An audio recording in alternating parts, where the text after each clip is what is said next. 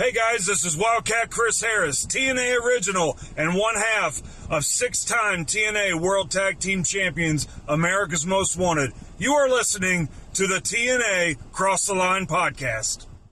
TNA Wrestling, Cross the Line.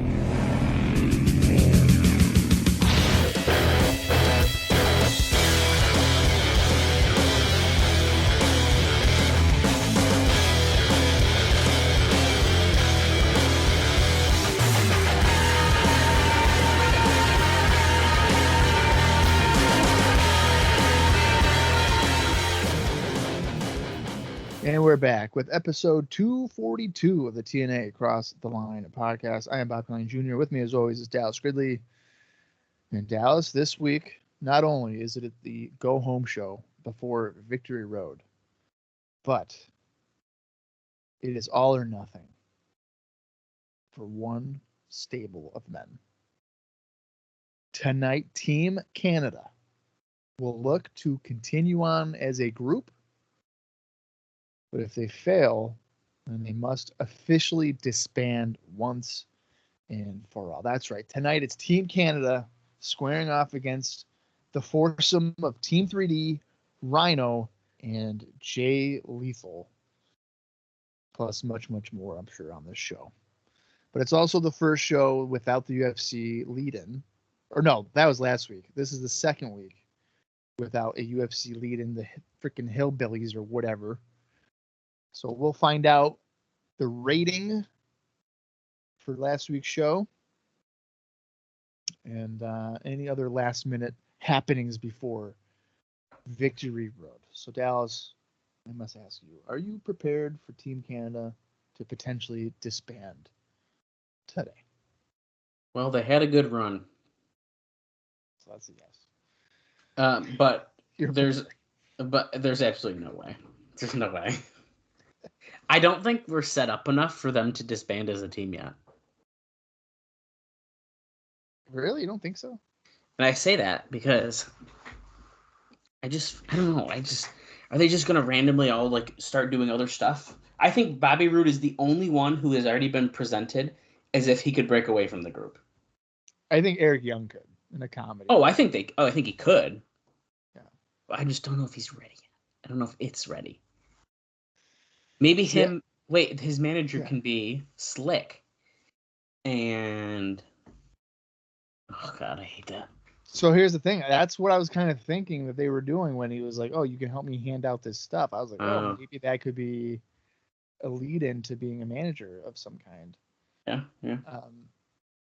Disbanding in wrestling typically doesn't last forever. It's the same thing with retirements. Like, oh, hey, I'm going to retire. And whether it's a month, a year, 10 years, whatever, they typically return in some fashion at least once. Unless they die. Right.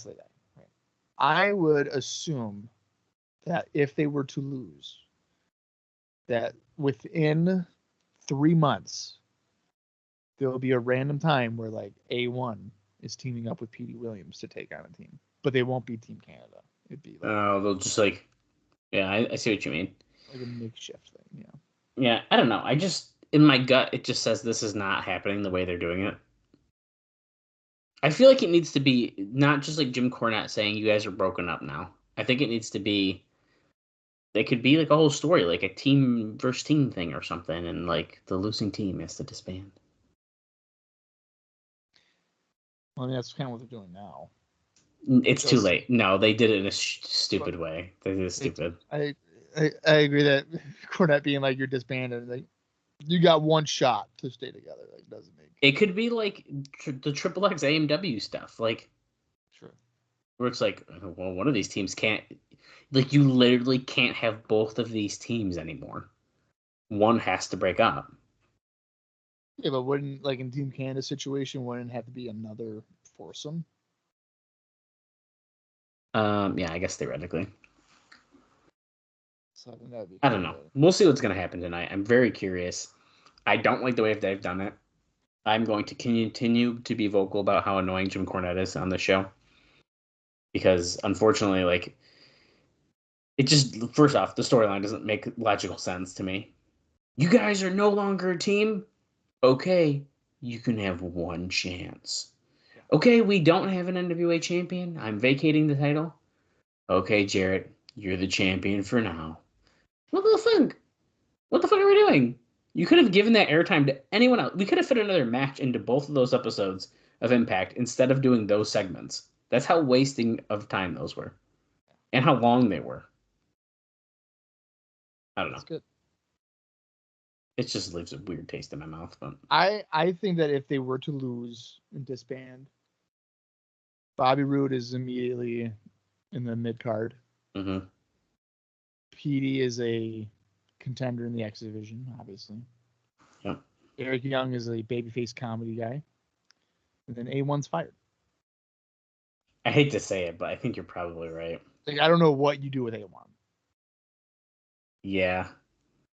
I mean, Unless I don't know what A1 to do with turns him in. now. I was gonna say unless he's like turns into like the muscle for someone, but like I don't even know who that would be. Right. I mean, he wouldn't be able to be the muscle for Rude because that's I already dropped. Yeah, connection. when you can't have Scott D'Amore, what does Scott D'Amore do? Maybe Scott D'Amore just manages A1 until he fizzles out in 6 months. I don't know. But does that even count? You can't. Can you even do that? Because they're technically Probably not. Yeah, so I don't know. I don't know, man. I don't know. Really, really weird. Yeah, it is. What about like the potential theme songs they come out to? So they wouldn't be able to come out to Team Canada anymore. The idea of any of them coming out to like a different song sounds so weird. Yeah, like generic themes. It's funny. Okay, so it's funny you say that. I can't even think about what any of their songs end up being. Even later in their career, I cannot think of any of them. Rude's I can. If I heard it, I bet you I know it, but I cannot Rude and Young, think about it. for sure I can. PD. See, but what is Eric Young's before he turns like to be scary Eric Young? I don't know. I cannot think of what it is. PD, I feel like always says Team Canada's. I know it and I can't, but I don't know how to hum it. I don't know. I wonder what A1's will be. Oh wait, he's probably gonna be fired. It'll just be silence because he won't exist anymore. Well, he returned last year for a quick run-in, and I don't know if anyone knew who he was. What, like the Battle Royal thing? I don't know, something like that. He made like a quick run-in, and I was like, oh, I know who that is. A1 did? That's hilarious. What did yeah. Well, and he doesn't have hair anymore, so he's like bald, so it doesn't even look like him. Oh my god. They said on commentary, I'm like, fucking what? A1? That's crazy. Or maybe it was earlier this year, was it January? I don't remember. It was wild, though. Well, the fact that he recently appeared again. Recently enough, yeah. Yeah. Speaking of, we didn't talk about it, dude. Freaking Hardy's back in TNA. Modest to the top. Although, okay, I will say this. Jeff Hardy, when he just returned at the, what show was it? Against All Odds? Is that what I watched? I don't remember. They have like the Hardy Boy song that you think of, but it's a TNA show. I want the TNA theme. Like, wait, like the Hardy Boys song, like the one in AEW, the one in WWE, like the Hardy Boys. Because that's like a generic song, right? But I want the TNA one. I wanted and like fucking Modest and you wanted Modest. Yeah, dude. The TNA fans would have popped for it still. Oh, I'm sure they would. But whatever. Is that a long-term thing? Like, is he? I actually have seen nothing about it. As far as I know, Matt Hardy hasn't even signed a contract technically. No, apparently they're saying that he's going to be at like NXT for some Battle Royal thing. Good for him. I mean, if you can get the payday, get the payday. I guess. Well, absolutely, dude. Keep raking it in, but yeah, I don't know. Anyway, let's talk about 2006. Let's do a quick rundown on the show that we just watched on our last episode. Let me get the card pulled up here. From the July 6th, 2006 edition of Impact, we saw Sanjay Dutt technically defeat Homicide by disqualification. Because they restarted the match, and then immediately Hernandez kicked Sanjay Dutt. Then we saw Monty Brown defeat. Oh, sorry, that match was 4 minutes and 35 seconds, by the way. Then we saw Monty Homicide Brown. and Sanjay was? Yeah, which didn't it feel way longer than that? Yeah, I was just gonna say. I felt longer. like it was way longer than 4.5 minutes. Yeah. Monty Brown defeated Kenny King in 1 minute and 8 seconds. And then he called out almost every single person that you could think of as part of the main event scene in TNA. And then Christian Cage and Sting defeated Jeff Jarrett and Scott Steiner in 10 minutes, 47 seconds. And then Samoa Joe came out, and there was a huge brawl, and Christian was staring at the title. There was also about 7 segments with Slick Johnson in them. We saw him print out pictures of a bobblehead-looking Larry Zbyszko being bald, and had Eric Young help pass them out to the crowd. Zbyszko was yelling at him a lot. Paparazzi Productions had their next film. It was called In the Bag, and they brought out a body bag, and inside of it was Chris Sabin. So lots of stuff went down on our last episode. Yep. Riveting.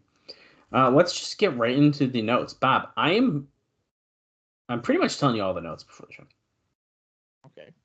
Because they're a little bit longer, and there's not a lot of them. There's actually one I was going to save during the show, but honestly, I might just say it, and then we can just enjoy the show today. Okay. So let's get this started here. We're starting off with some Brian Alvarez stuff. So there was a TNA Night of Champions show in this place in Massachusetts that Bob said I pronounced wrong. Lowell.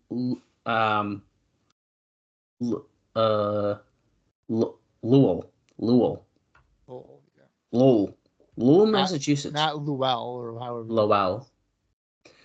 Anyways, this show took place this weekend. So, Bob, this might step on your toes a little bit, but it's a little bit more in depth. So I figure I'd write it. I actually don't even know what the company's name is. I don't know the date officially of the show. It's a TNA thing? Well, that's kind of the part here. So it's the TNA Night of Champions show. This is the one that they advertised with a bunch of TNA guys, and then they pulled them all. But so anyways, it's a very complicated situation, it says here. Long story short, this is not a TNA show. But he says to believe that the group ran the event with an NWA affiliate, and thus were allowed to promote using the TNA name. So I don't know exactly when this took place. Oh, I got it. I knew you would. I just found it. All right, cool. Do you want me to tell you? Do you want me to tell it? Would be the source now or what? Okay, Have I scooped it? Yeah, you be the source, and then I'll read the notes I have about these matches and stuff. Okay, so you want me? I can just want me to read the card or the results of everything. Yeah, why not? And then, like I said, I saw this whole thing and I highlighted the whole thing just to give more depth as far as what happened in the matches. So yeah, why don't you give us the card and what happened? Okay, so the promotion is called Liberty States Wrestling. And the show is called LSW's A Night of Champions. It happened on July 7th, 2006 in Lowell, Massachusetts. Attendance is approximately 1,000. So here's the card, or the results of the show. The Naturals, Andy Douglas and Chase Stevens, defeated the Heartthrobs, Antonio Thomas and Romeo Roselli. The NWA British Commonwealth champion, Alex Kozlov, defeated Jason Blade. The NWA New England Tag Team Champions, the Big Islanders, defeated Dave Greco and Stu Gotts. NWA North American Heavyweight Champion, Drew Onyx, defeated Aaron Aguilera. The Human Tornado and Sean Waltman defeated Bobby Joe Marshall and James Storm. In a three-way dance, Chris Sabin defeated Alex Shelley and Puma. And in the main event, Christian Cage defeated Jeff Jarrett. Pretty interesting show. Yeah, and now if you're wondering, here's some other information for this. LSW, or Liberty States Wrestling, ran from 2006 to 2016, and it went through 4 name changes. Holy crap! So very interesting. It ended as being known as Wrestling on Fire. Okay. And they were running shows in Maine, and pretty interesting. Okay, so here to add on to a few of that. So of course there's some TNA stars there, as Bob noted, but the rest were just a bunch of indie guys. I have the number of about 700, but hey, who knows? It could have been more confirmed later on as far as 1,000. But it was in a 7,000 seat arena. Oh. Oh. That's so bad. That's not good. God, dude, the visual of that. That's not good. 700 fans. I'm gonna trust the 700. I think it's probably more so 700. Yeah, it says about, so give or take, Yeah, but I'd lean more towards that. And then in a 7,000 seat. So let's see. You're probably getting the floor full, and then maybe about 3 rows on one side. Yeah, maybe of the remaining arena. Oof.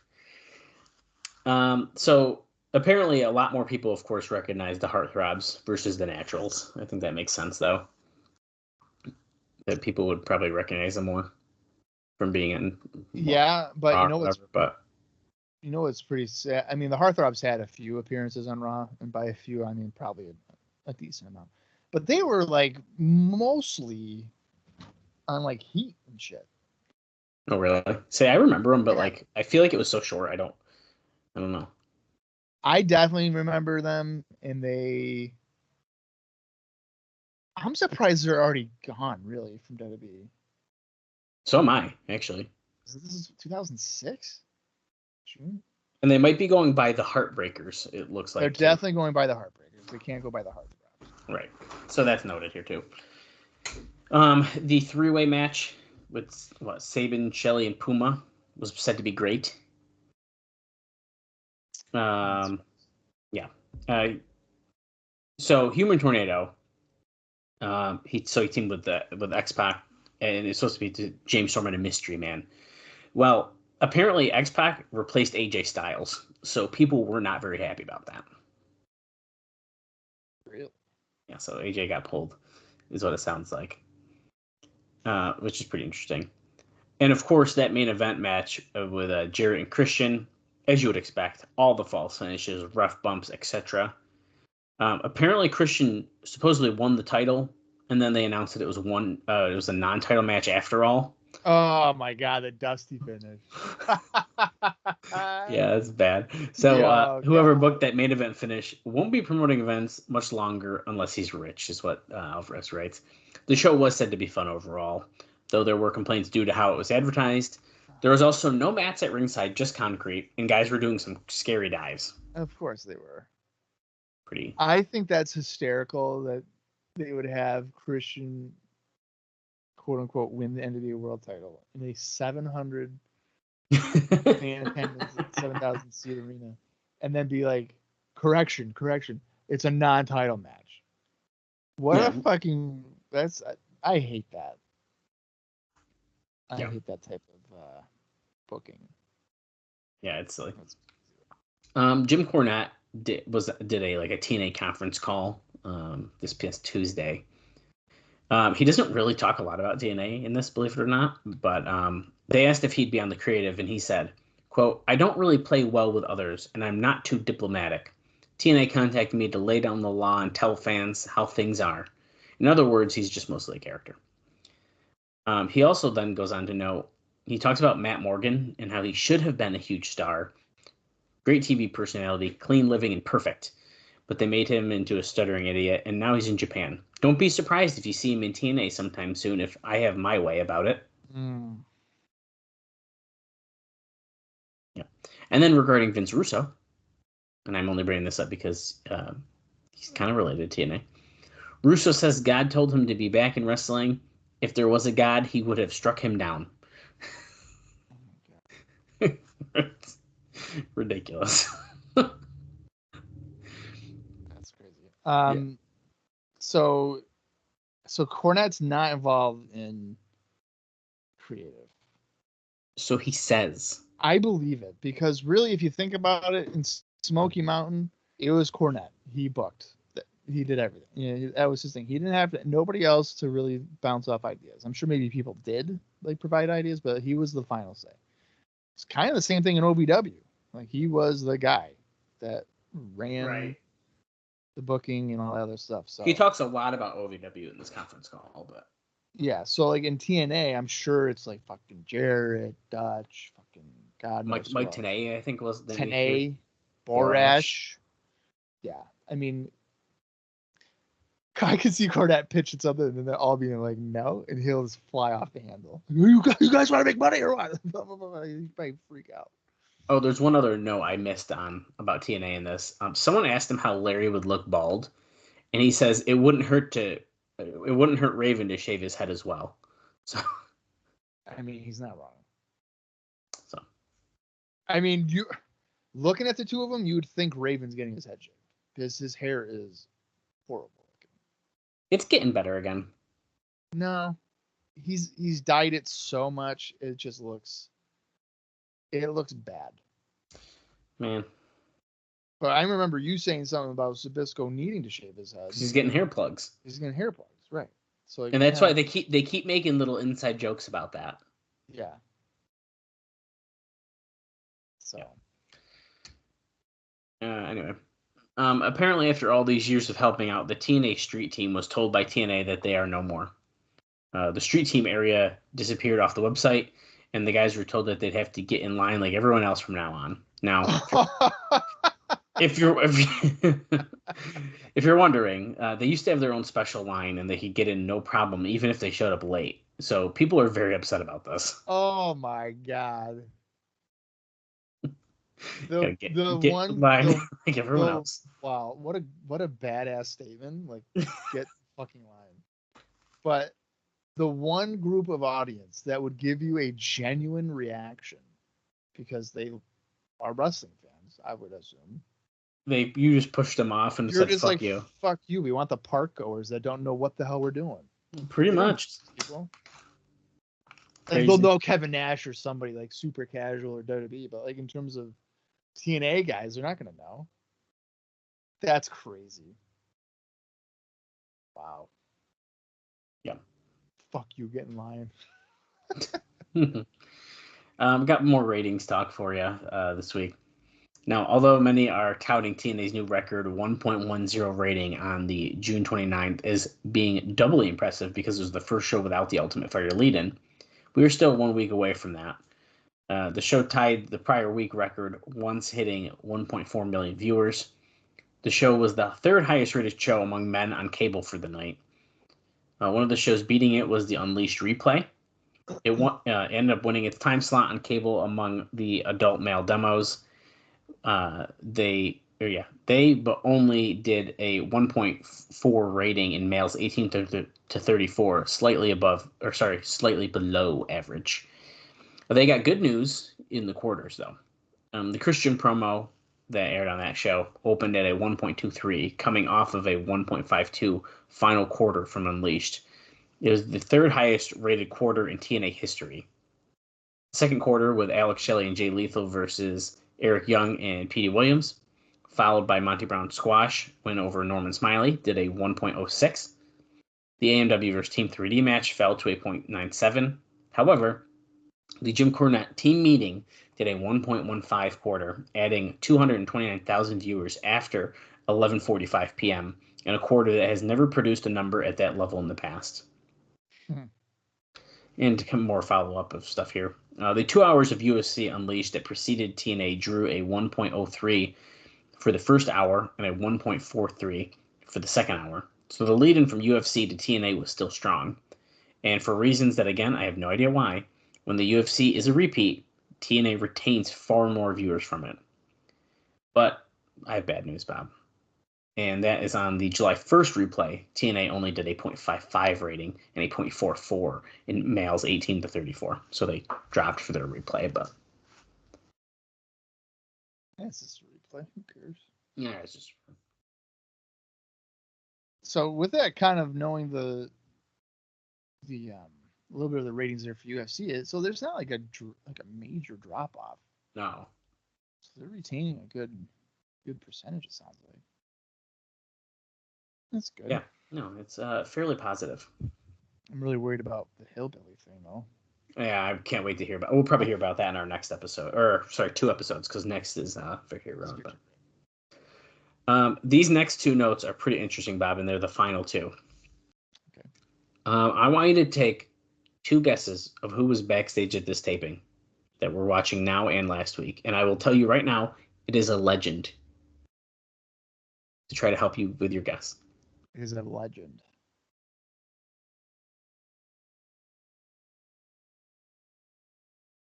Is it WCW guy? He was there at some point. He was there at some point. Have we seen him before? No. I just had to think about it. Was definitely not going to be. Who the fuck? Goldberg? No, that would have been wild though, wouldn't it? Oh shit. Okay, one more. Yeah, because if Goldberg actually showed up, like it was backstage, that would be crazy. WCW, who's there at some point? Legend. I think he was there at some point. I think he was there at some point. So that doesn't help me now. He's a WWF guy. WWF guy. Oh yeah. Okay.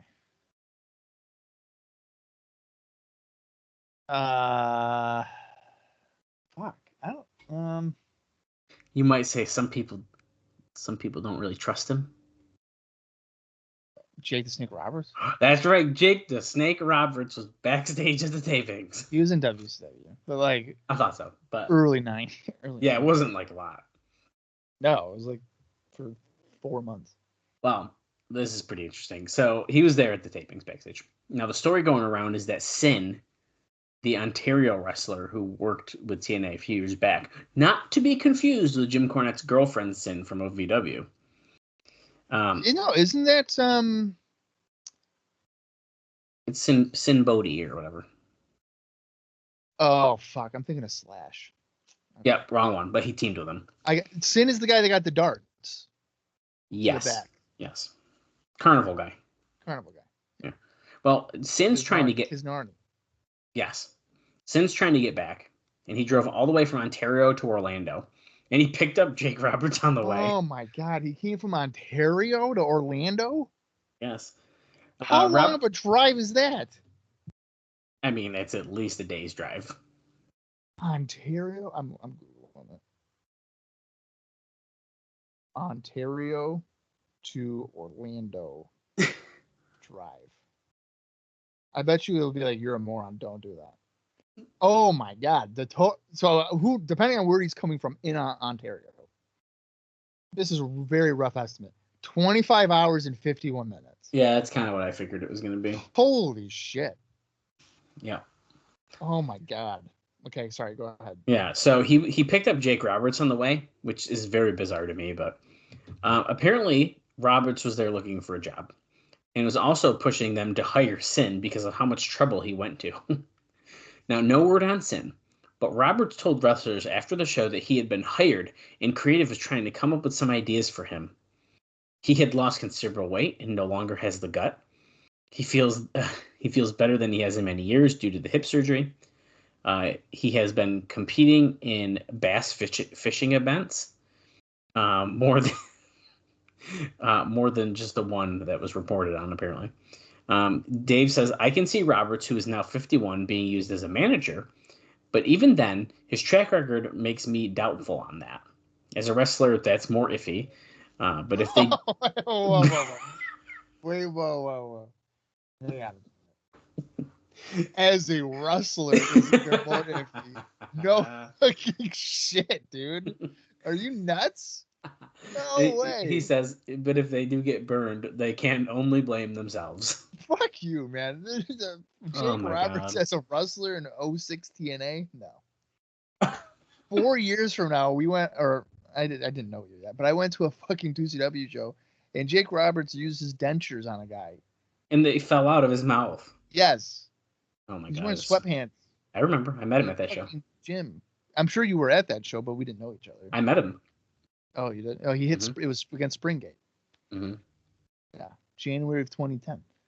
I looked at my buddy Anthony, and I go, "Well, there goes my fucking memories of Jake the Snake Roberts, because now I'm just gonna know him as the guy that hit this guy with his dentures. Yeah, it was pretty bad. I was like, I really wish I didn't see this right now. It was like really bad. That was so bad, so fucking bad.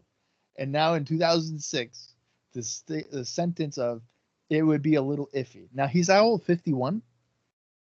Oh yeah, that's what it says. Okay, so in 1996, when I watched him in WWF, I would have thought he was 60 back then. So the fact that he's only 51 now in 2006 is he might be able to still go.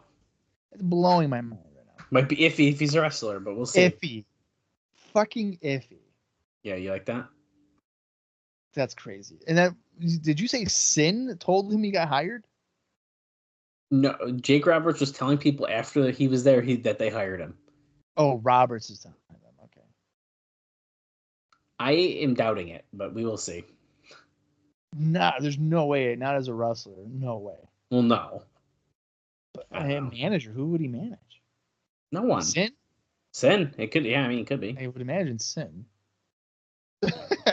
I feel bad for Sin because I don't think we see him ever again. So knowing that he drove 25 hours and to try to get a job, and he picked up Jake, and then Jake got a job and he didn't. Apparently. Right. And then he had to drive 25 hours back. Oh my God. No.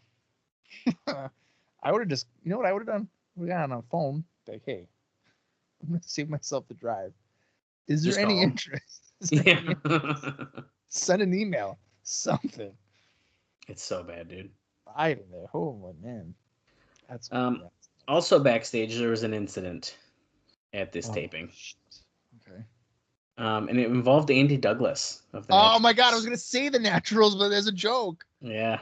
Oh, no. So the Naturals were going to be repackaged with Shane Douglas as their manager. And apparently one of the changes that was being talked about was cutting their hair. I knew it. I fucking knew it. To have short hair.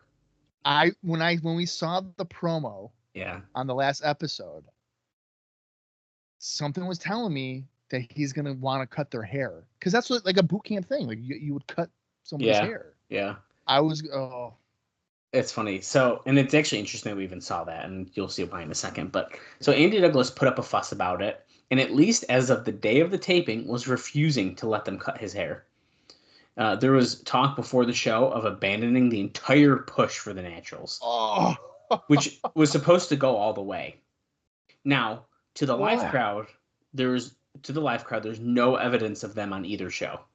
So, spoiler alert, I guess we're not going to see them on the show. At least not wrestling.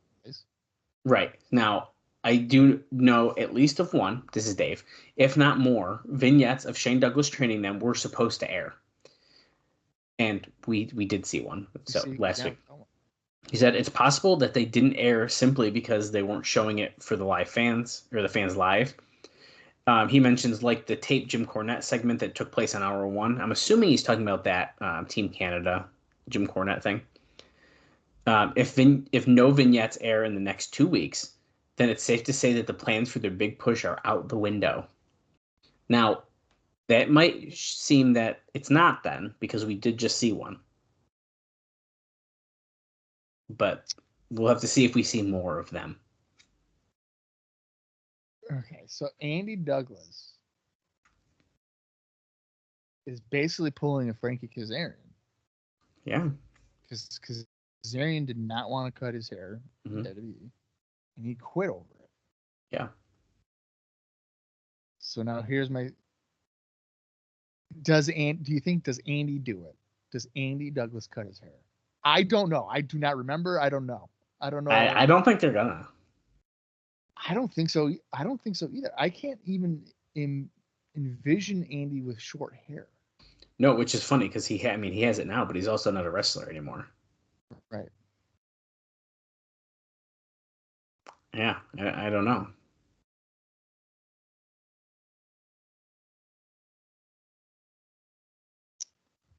But I guess we'll find out what happens. We're going to have to. That's right. I really hope he cuts his hair. I don't want this guy getting fired. Because he won't cut his hair. He won't cut Bob, that is officially all the notes I have for today's show. All right. Well, let's get into it. Let's get into the go home show. I'm so baffled right now. I knew that they were gonna want to cut his hair or cut their hair. I fucking knew it. I knew it so much. All right. Let's get into the July 13th, 2006 edition here of Impact. The approximate runtime for this show is 42:43. If you want to watch along with us, head over to the TNA Plus app, or you can find it in your own personal collection. I'm going to count down from 3, and when I say play, that is when the live watch shall begin. So here we go. 3, 2, 1, play. This is TNA.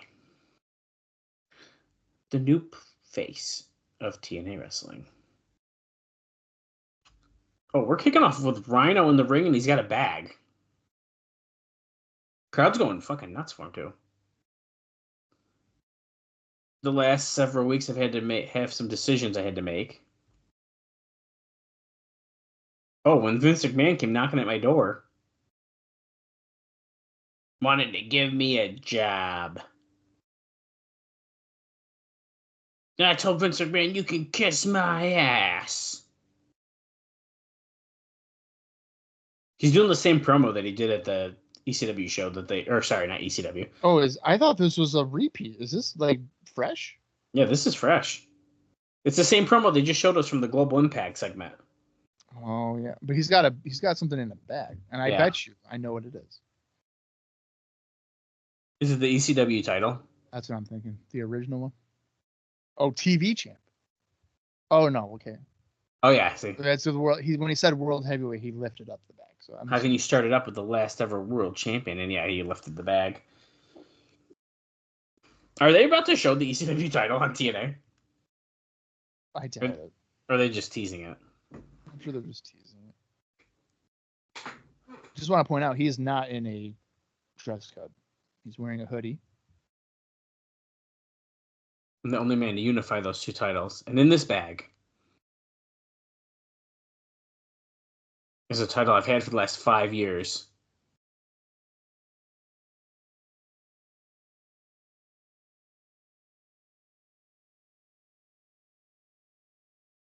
This seems very weird.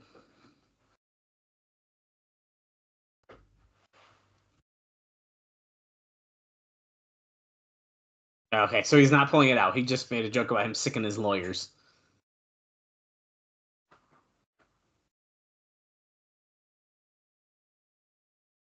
If you have the balls.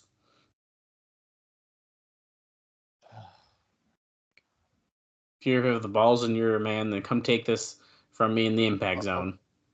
Could you imagine if Vince McMahon showed up to the Impact Zone for the ECW? He did show up at one point, so for Cookie Gate, he was there. Yeah, how could I forget? Never forget. Never forget.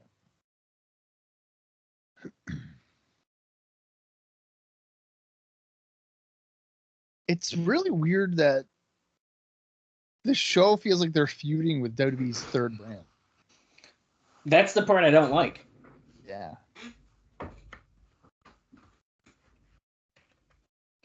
I'm the war machine. And the third brand, rating-wise, is more popular than TNA.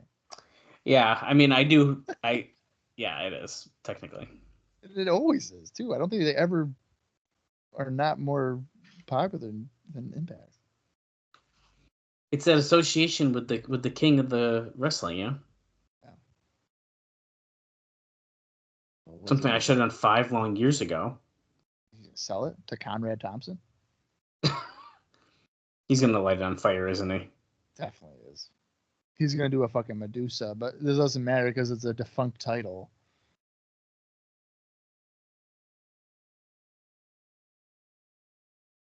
He's got it over his shoulder at least Santa Claus. We're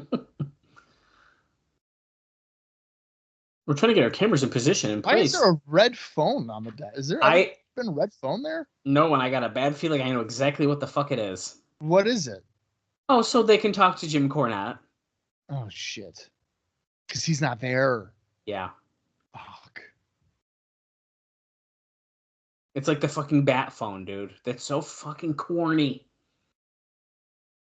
Damn. He's talking about the heart and soul of ECW, but ECW does have like Rob Van Dam and the Sandman. He said it's dead though.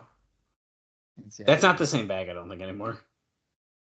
Well, he's not going to actually burn like the Maybe. title. Or they're taking it out right now. So Or I guess they already either way. took it out, right? Like they definitely would have just. It looked like it was a different shape than the one they threw in before, but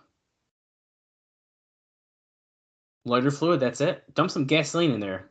That shit going, dude.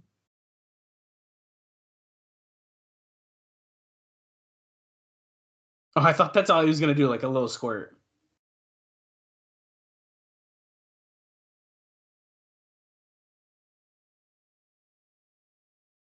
Long live TNA.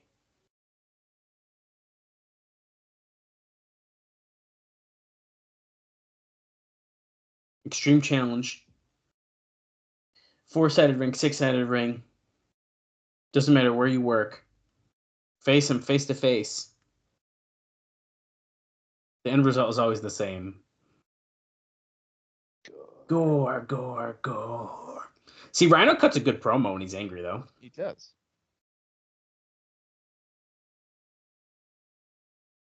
And now we get the intro. So we just wasted 5 minutes and 36 seconds on an ECW promo. I don't know. Whatever.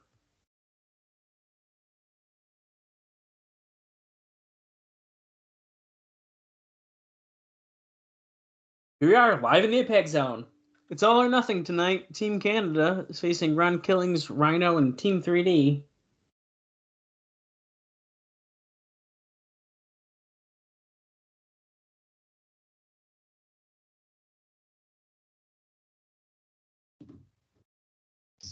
Minute adrenaline rush. All right, so that took up what, almost 10 minutes?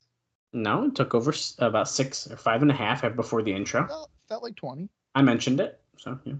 Felt like 20. Bob's eating hot fudge sundaes before noon today. I already ate it. It was a very small container of it. I'm in remission of my type 2 diabetes. He's in remission. Until I fuck it up and like get it back. But that's where he goes. We're starting off with Abyss, who, if Tanay just mentioned it, but the connection with James Gang has not been addressed. No. In a little while now, but he's like a long lost brother of the James Gang in their feud against Team 3D and Brother Runt, and that is going to be happening at Victory Road. Whoa, look at this weird little video of James Mitchell talking. It's a weird insert.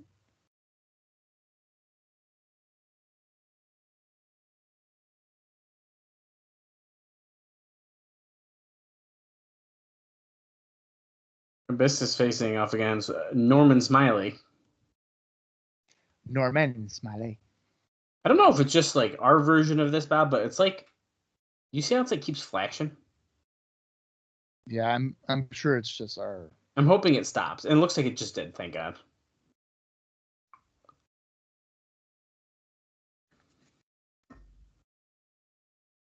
The big wiggle. That wasn't the big wiggle, but Smiley just did a little dance and he popped the crowd, which shows you that even in 2006, Norman Smiley is getting over with the Impact crowd. And one of the forgotten storylines too in TNA history is with Norman's wife. Oh my God. Holy. From like 4 weeks in the promotion existence, and they did nothing with that. It was great. Okay, Black Hole Slam. That should do it. Norman probably was like, yeah, I'll take that 5-second payday. Yeah, why not, right? I like that they use him as just like any other enhancement talent. And they don't really make reference to like he was in WCW. No. he was there on peak Nitro. Oh, there you go, dude. That was a bad cut. Yeah, it was. I just noticed that too.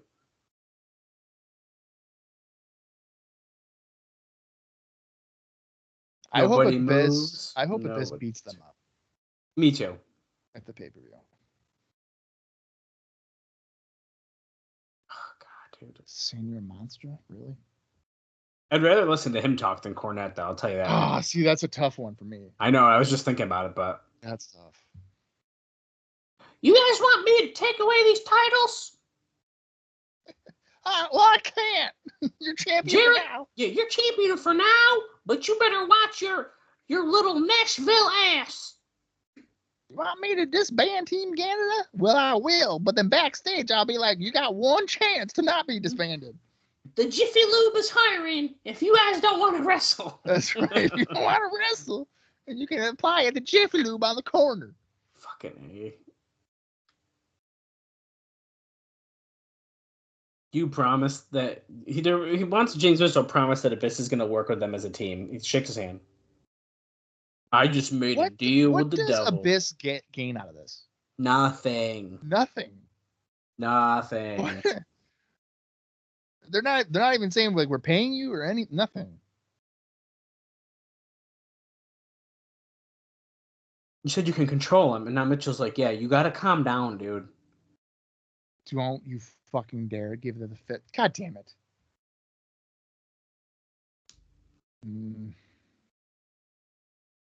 He's so going to turn on that victory. Yeah.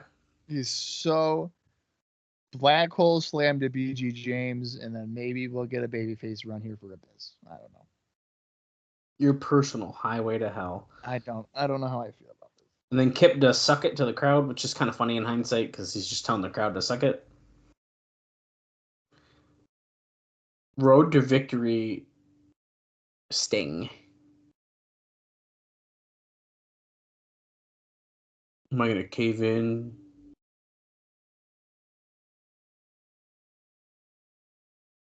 I never run from anything. Doesn't mean I wasn't disappointed with Samoa Joe. He doesn't owe me anything, but...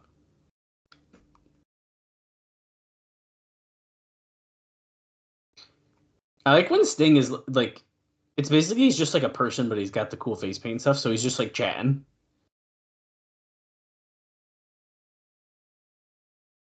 Scotty Steiner. Guarantee it will be showtime. Still to come, All or Nothing with Team Canada.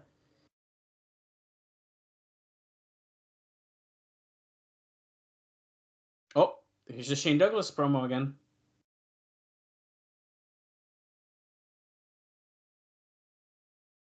So maybe we're moving forward after all. Maybe he did get his. Maybe they did cut the hair.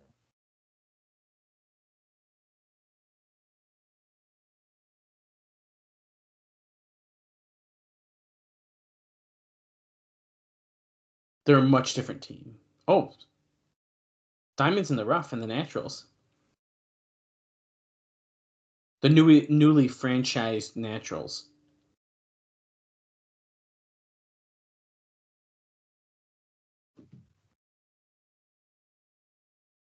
Okay, so you want to take bets now that they're wearing yellow? I'm sure they are. I'm sure they will be wearing yellow. Yellow and black. Speaking of, I'm freaking popping watching this TNA show because freaking Nick and Ryan Nemeth come out in the Naturals inspired gear. It was pink too, wasn't it?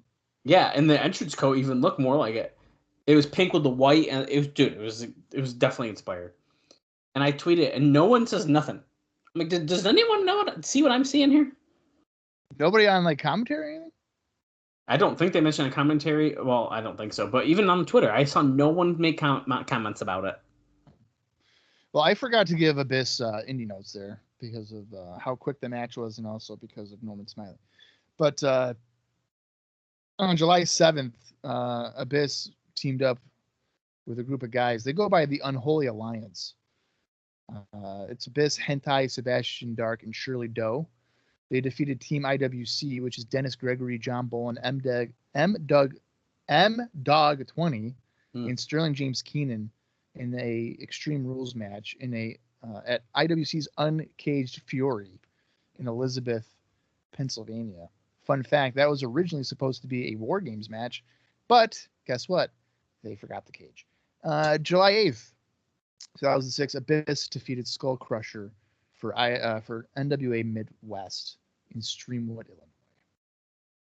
Illinois. Maybe I shouldn't have had that Sunday because clearly I am unable to say words in a row. Senshi, he's got indie notes too. And I won't forget.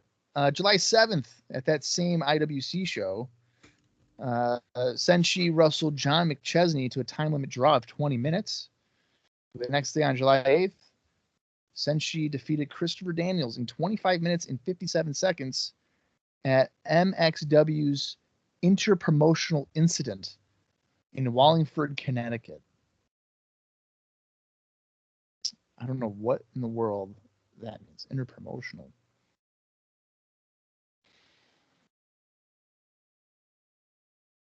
Well, Senshi here is facing off against Jerrelle Clark, who we thought we weren't seeing anymore because he actually tweeted us, but in fact is not his final match. I wonder if it was the same taping. No, because I just looked and he even has one more. One more after this? Yeah. Oh shit! Look at this, Jerrelle Clark selling himself short. Yeah, come on, man. You had a little bit more than we thought. I was actually just looking, and he wrestled a match in 2023. I had no idea. How recently had he wrestled prior to that? 2019. Okay. And then before that, he only had 2 matches in 2019, one in 2018. That's documented. That's documented. A handful in 2019. And then before that, it's here and there about. Senshi kicks, man. I'm telling you, that's probably one of the. Andy Douglas doesn't want to cut his hair. I don't want to get kicked by Senshi. Yeah, we gotta make trade-offs here. I don't want to do that either. Oh, speaking of. That's great. 1, 2, kick out. I remember the first time I ever saw a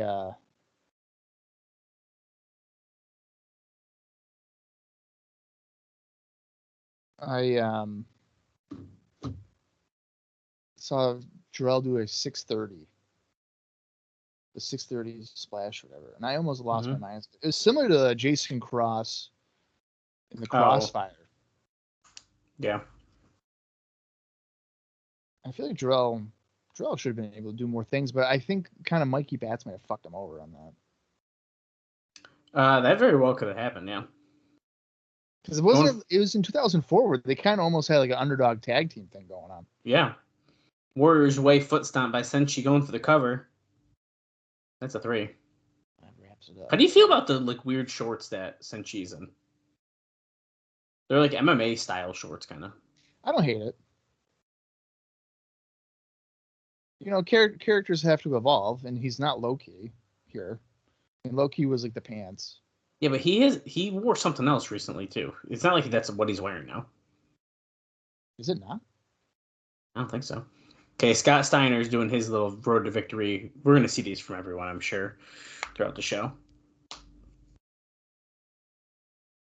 There's no way a Canadian can match up to an American.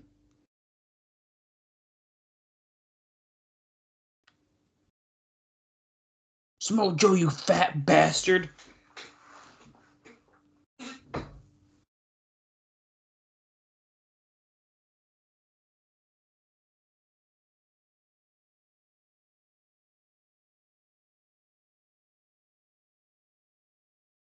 I'll be the world heavyweight champion.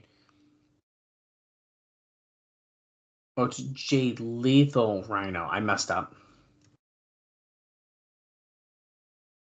Oh, the Paparazzi are going to make their debut against a team that I already forgot, and they just said it.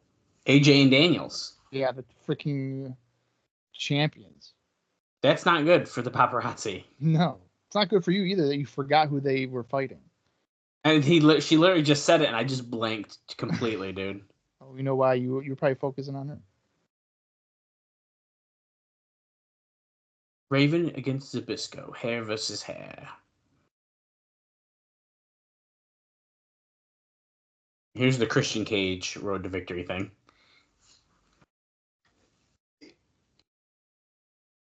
See, exactly. He fires the referee and then he upholds the decision. Because my issue isn't that he upheld the decision. My issue is that he stripped the title and then he said, never mind. Never mind. You can still be the champion for now. The fuck? What do you mean? I think it's a bunch of rubbish.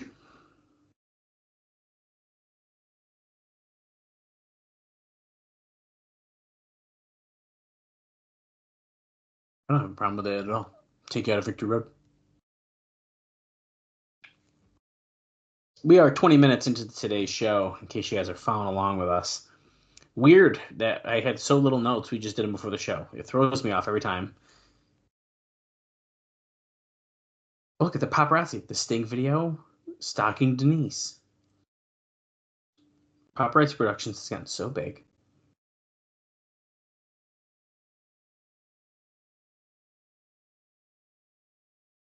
Oh, see, he's gonna. Johnny Devine is officially the production assistant.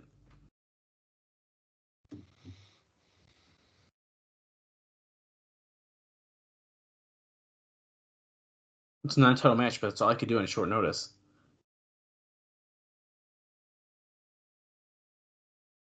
I've been waiting so long. Specific, you want to punch Daniel? I don't know.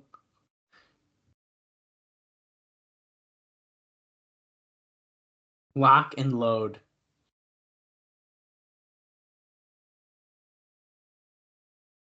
Here come the paparazzi. I think they probably should have aired that video of them like being like, "Hey, I need you to be my assistant," before he came out with them on Impact like 3 weeks ago. Yeah. Yeah. Because it was like, oh shit, there's Johnny Devine all of a sudden. Why is Johnny Devine here?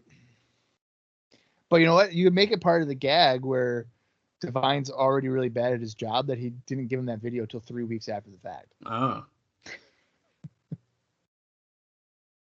I don't hate it, the idea that they're like making a team out of it. No, I don't hate it either. I really want that shirt still. So if you happen to have the I Spy shirt and, ideally a size medium men's, send us a DM at CrossTheLine TNA on Twitter or at TNA CrossTheLine Pod on Facebook.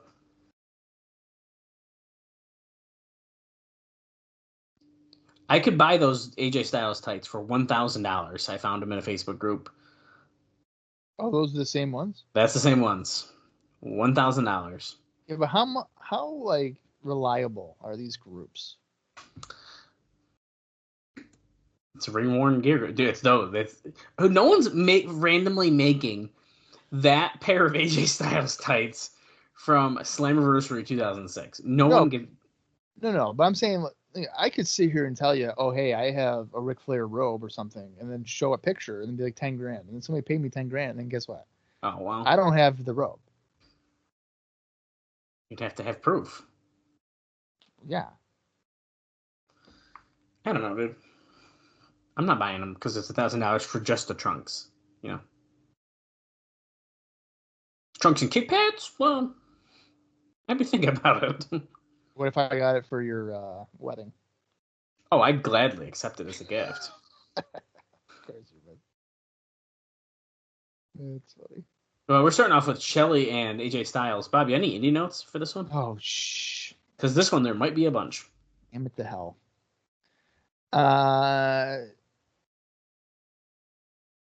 There's just one for AJ Styles here.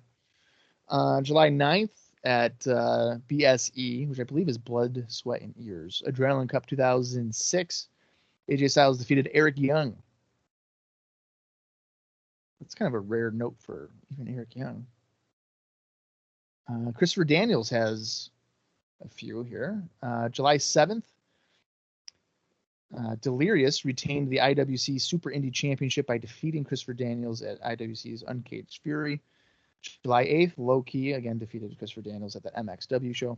July 9th, the CAPW Heavyweight Champion Claudio Castagnoli defeated Bryan Danielson and Christopher Daniels in a 30-minute Iron Man match, 2 falls to 1 at CAPW's 13th anniversary show. That sounds like quite the match. Yeah, what the heck? If I can find that, that'd be fun to watch. Oh, Divine's wearing like a singlet. I don't know why. I thought he was wearing trunks.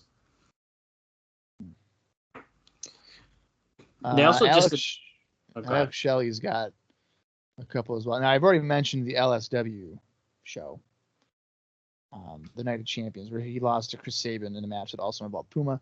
July 8th, Alex Shelley wrestled Chris Sabin to a draw for the NWA Midwest X Division Championship for NWA Midwest.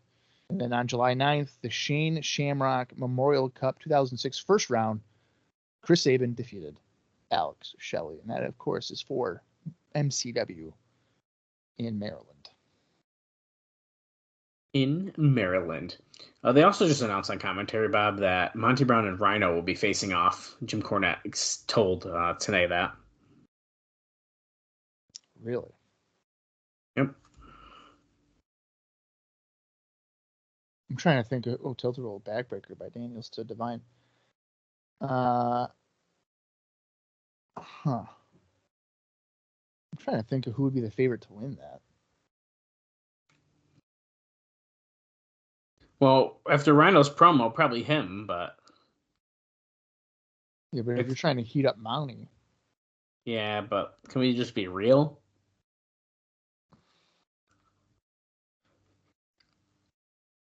Nice sit-out facebuster there. I thought he was going to pin him with it. I don't hate this singlet thing for Divine. No, I don't either. And I'm pretty sure it's because he got fucking stabbed, but, you know, he's probably got a scar. Oh, I didn't think. I think that's why he's wearing it. Well, Shelley grabbing the camera. Yeah, he's got the tripod. Now, this is non-title. Well, there's Sorelda. I like how, why are they saying her name as if we were told what it is already? Because I told you what it is. You told us, and they just said it, though. And I think it is on the match graphic, but they never actually, like, Sorelda. Sometimes you're supposed to know. Oh. Styles Clash on Divine. Should do it. 1, 2, 3. That's it. That was a fun little tag match. That was not bad. And like Divine's going to be the guy that eats the pins. I mean, yeah, I mean, that's what he's there for. And good job. Thanks, Sorelda. Can't really. Here comes Gail Kim in AMW. Harris going after Daniels, Storm going after Styles. Sorelda just knocked over Gail Kim there. Oh, I'm glad they didn't get that on camera. You could see it from across the ring. Gail Kim went for her Hurricane Rana, but it looked like Sorelda just kind of like fell. Didn't really do anything. Are you trying to say that she's not experienced? Correct. Oh, Harris got the handcuff around the wrist of Daniels, locking him to the bottom rope. Divine's filming it now. Ooh, last call to AJ Styles. Look at this chaos, dude. We're going to talk about Zbyszko and Raven now. Let me tell you this about Raven. He's a crybaby. No, he's a crybaby. Calling him a punk? I've been scalped once before. A little Vampiro up here in his face. See that? Yeah, that did happen. I feel like they just tried not to show Shane Douglas holding the mirror like really bad.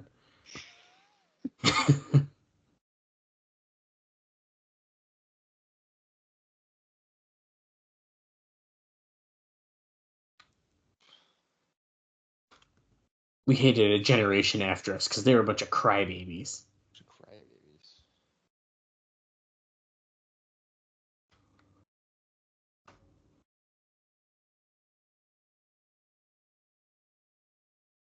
Oh, we were both heavyweight champions of the world. We both have horrible hair. Die, Zbyszko. He also lost his dignity, just like the title that he cries about.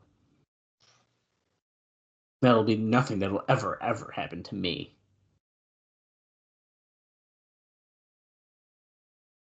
I'm excited to see that hair versus hair match, but hey, here's Slick handing out more pictures of Zbyszko being bald. Oh my god.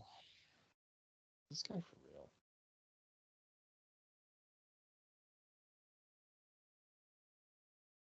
He's ripping him up as the crowd's passing it to him. Why is Slick doing this? Slick's got to be the referee for that match, right? I would imagine. That's such a goofy picture, dude. It's yeah. Okay, Samoa Joe's Road to Victory video out now. We're at 30 minutes, 4 seconds. We have one more match left, and I'm sure there's going to be some other segment or something here. Well, the last match is the All or Nothing. I mean, yeah, it is. Guys, you might get some time. They've surprised me before, Bob. That's true. You know how this stuff goes. This is not my first rodeo.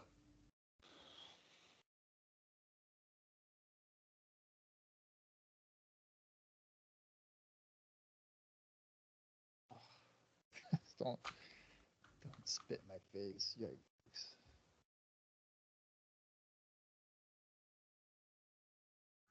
It is the most prestigious title. We're getting our Victory Road little video package here. The Road to Victory, #1 contenders match. Serelda.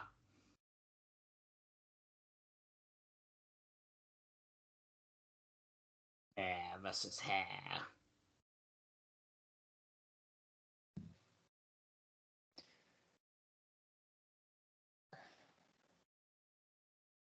This Sunday, live on pay-per-view. I really just wish that Serelda was not involved in that. Oh, me too, dude. I'd be way more excited about it. I'm washing my hands, but they're never dirty. If I had to, I would take a lie detector test. No, don't do that. He's going to have to take a lie detector test. That's going to be a segment. You think that's like a little tease there? Oh, it has to be.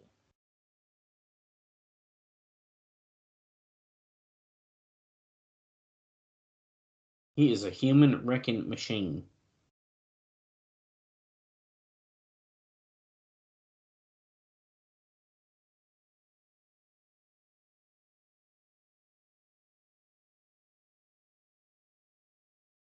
Stop. Why? Of course, Jarrett's video here is like significantly longer.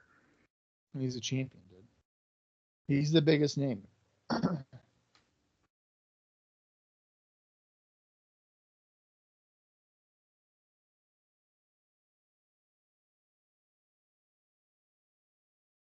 gonna be me. When I got backed into a corner.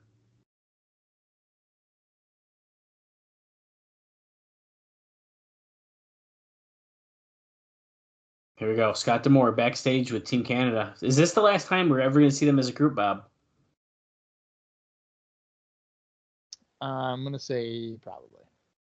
What? I You think that we're just going to see them end here on Random Impact? I think so. Okay. We'll see, dude.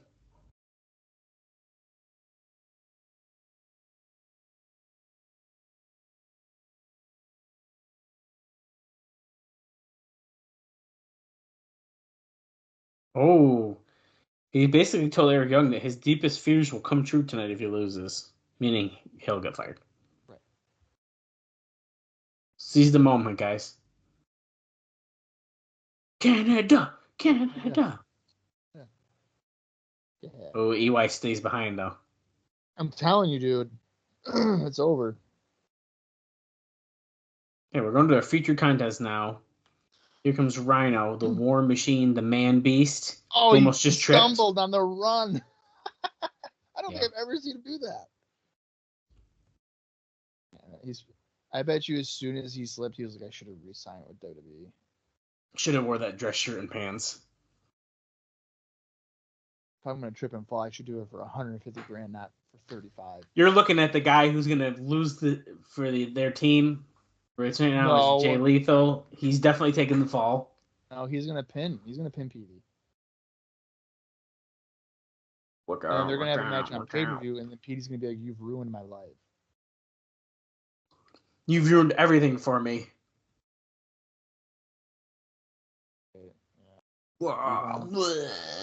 Has to show off his just ripped chest. Devon must flex. It's amazing just how opposite Brother Ray and Devon are physically. And here they come for maybe the last time ever. Brother Ray's just a blob. Stop. Brother Devon's like the bag of rocks that you play with. Stone cold. There they are, Bob. Maybe the last time you're ever going to see Team Canada.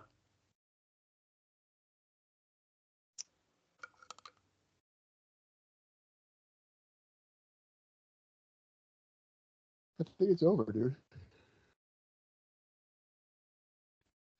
There's no way these guys are done. I think so. I'm willing to bet we have at least 2 more years of Team Canada in us. 2 years? No. I think we have about 6 minutes and 52 seconds left. Get out of here, dude. There's no way. I'm telling you.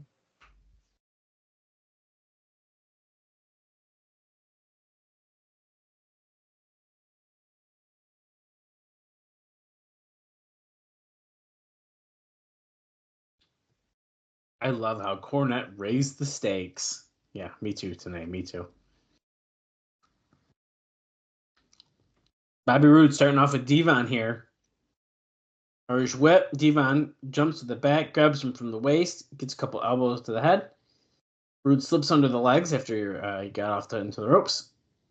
And now they're just punching each other. Oh, Devon off the ropes. Ducks the clothesline by Roode. Comes back. Leaping clothesline that kind of looked like crap.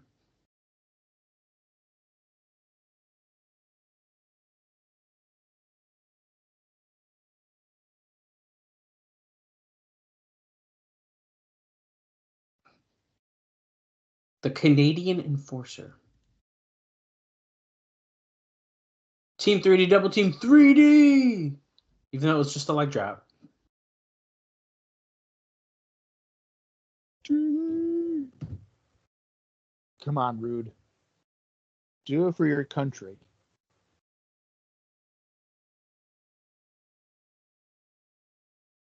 Oh, shit. I probably have Indian notes for this. What am I doing? Yeah, what the heck are you doing? Did I not even... Oh, shit. I didn't even, click on my research for these guys. Fudge! 7. Okay. Jay Lethal's first up. Nothing. Fantastic. Jesus. 2, 3, 4, 5, 6, 7. Okay. Rhino. Anything? Let's see. Nothing. Great. Petey Williams. Or nothing. But we come back. Welcome back.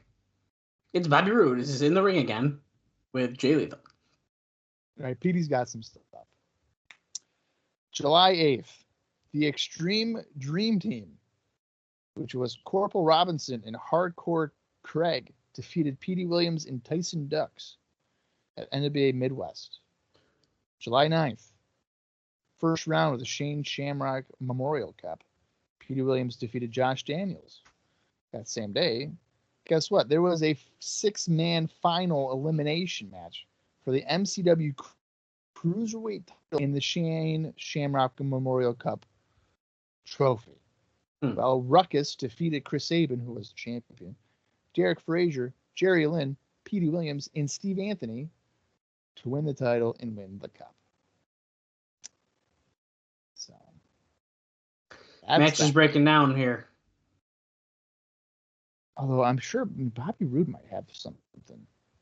He's been in cyberspace as of late. I feel like Bobby Roode doesn't do a ton of indies. He really doesn't. And but here he did. Of course he did. Oh shit! 3D to PD. Is that it? No, he kind of rolled out of the way. Oh. Lifting reversed DDT. Bobby Roode and the Suicide Kids, which was Cody 45 in Extremo, defeated James Champagne in TNT at Blood, Sweat, and Ears Adrenaline Cup 2006. Hey, what with a Spine Buster? Lethal. Nope. Oof, he almost ruined the life of frickin' A1. So it sounds like whoever you gets get a the pin, title shot. Yeah, so whoever gets the pin also will get a title match. I think they did briefly mention that before, but it was quick. D'Amore's in the ring with the hockey stick. He hits Lethal with it. Referee's distracted. Oh, no.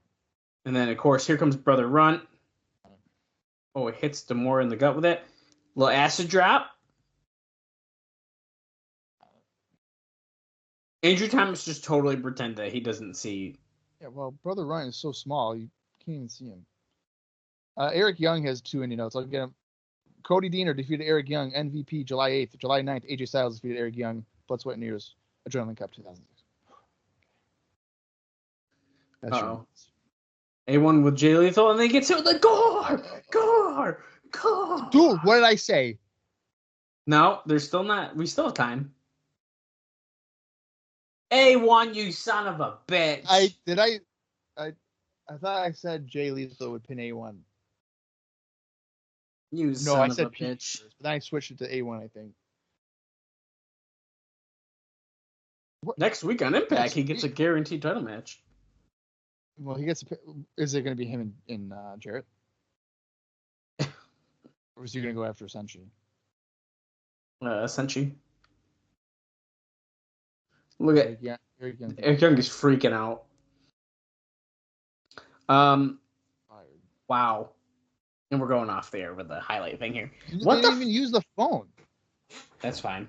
That phone. Hey, Bob. What'd you think of that episode of Impact? That was all right. That was good. Give it a thumbs up. Okay, I will too. But Canada's really played out, so I'm fine with them splitting. Get out of here. You're fine with the way they just did that? Yeah, why not? I don't like it. They don't need to be around. They don't need to be around anymore as a unit. Thumbs down for me. You're such a liar. Yeah, no, it was a fine episode, but I don't know. Is that really it? Is that they're done now for real? I would imagine, yeah. So A1's done. A1's fired. No, that's what you're telling me. No.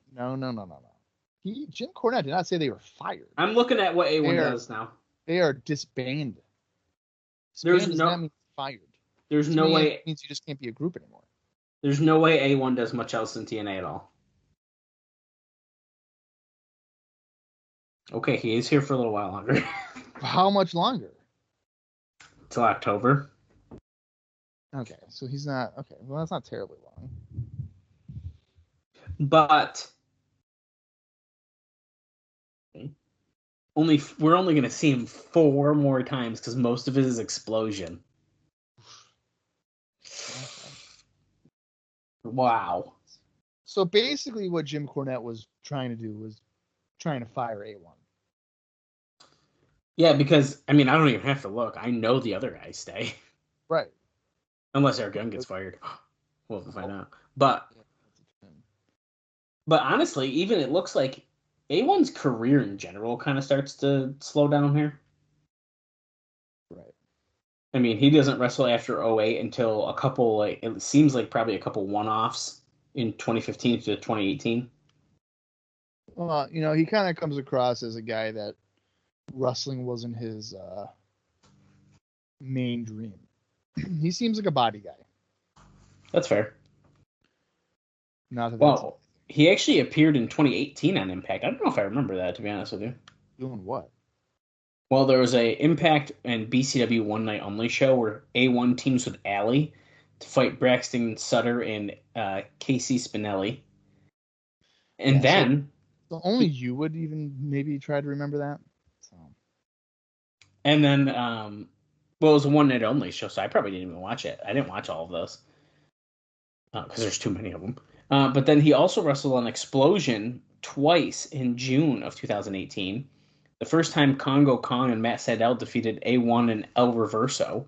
And then the next one was A1 and Moose defeating Austin Aries and Phil Atlas.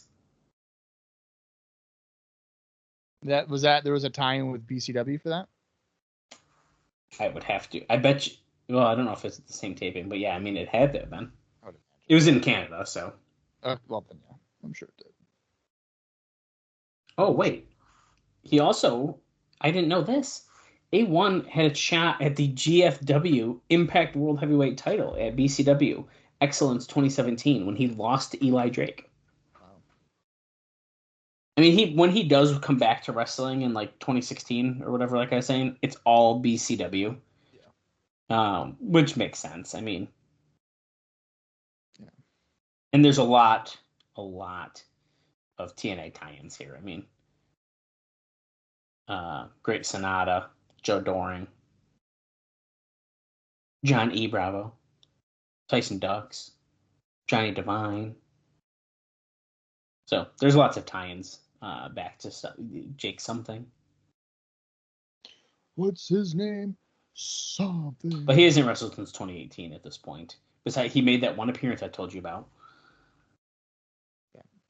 Let's see, what was his last match? But well, nothing. No one's even gonna know what that is. This is the most that any podcast has talked about A1 consecutively in the history of wrestling podcasts. Someone's got to do it. If Conrad Thompson had a special podcast like Scott D'Amore and be like, hey, let's talk about A1. How long do you think that episode would be? About 20 minutes. Yeah. That's including the ads. Anyways, yeah. We're just days away from Victory Road now, Bob. That's right. Which is pretty exciting. It is kind of a weird card. I think the featured matches seem interesting enough. But I'm very curious. Are we going to hate this show or are we going to be pleasantly surprised? Because I honestly think it could go either way. Well, here is a quick rundown for what has been officially announced for Victory Road, which is in 3 days. We have Rhino taking on Monty Brown. LAX, which is Hernandez and Homicide, will be squaring off against Ron Killings and Sanjay Dutt.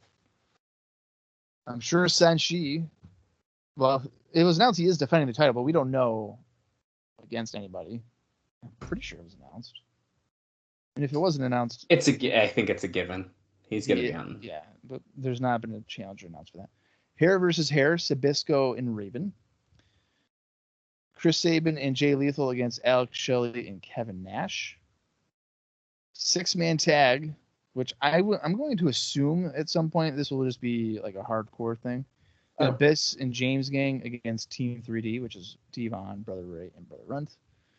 For the NWA World Tag Team Championships, it's another 6-person match. On Cage Match, it says 6-man, but as we all know, Serralda and Gail Kim are not men, so it's intergender. AJ Styles and Christopher Daniels will be defending against America's Most Wanted, Chris Harris and James Storm. Again, Serralda and Gail Kim are both involved, technically. Serralda for AJ and Daniels and Kim with AMW. And the main event, NWA World Heavyweight #1 contendership. It's a 4-way. Sting versus Samoa Joe versus Christian Cage versus Scott Steiner. So that's right, ladies and gentlemen. There's one more, Bob. We do know. There's no Jeff Jarrett.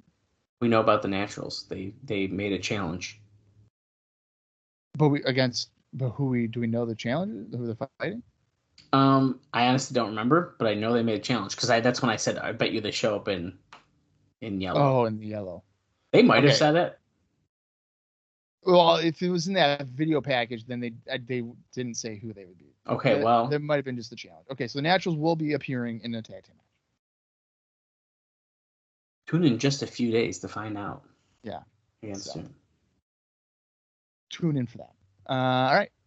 Dallas, you got anything else or no? No, that pretty much is going to wrap us up here, Bob. I was looking into Sorelda's match history, so we can talk about that more on our Victory Road episode. Here's the thing. I've already done that, and it's very brief. All right. So we'll see you guys in just a few days for Victory Road. Until then, for Dallas Gridley, I am Bob Colling Jr., and this has been the TNA Cross the Line podcast.